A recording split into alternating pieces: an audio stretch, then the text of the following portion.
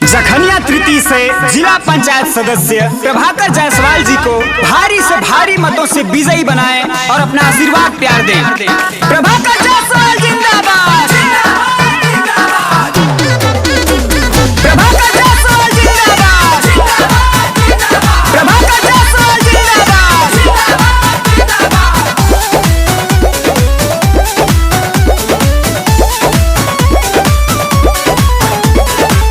जिला पंचायत के लड़ले चुनाव हो, युवा दिलों की धड़कन साथे बगाव हो। जिला पंचायत के लड़ले चुनाव हो, युवा दिलों की धड़कन साथे बगाव हो। भैया के अब की जीतई हो, जीतई हो, मिली के सभे लोग विजयी बनई हो।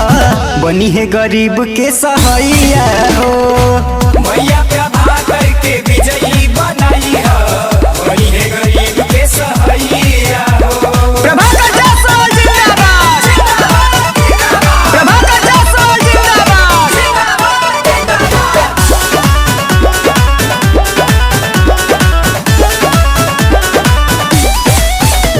प्रभाकर जायसवाल जिंदाबाद।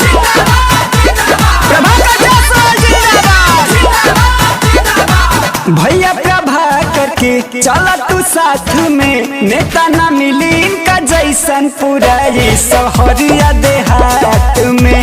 चले ले सबही के साथ में, सबही के साथ में।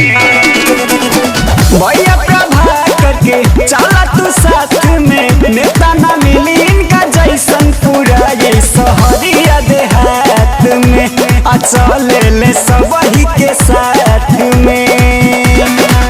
कहतानी चाचा बहिनी भैया हो, भैया हो, मिली के सभे लोग विजयी बनई हो।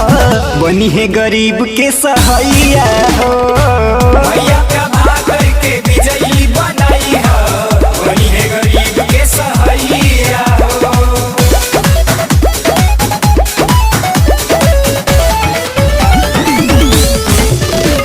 प्रभाकर जायसवाल जिंदाबाद।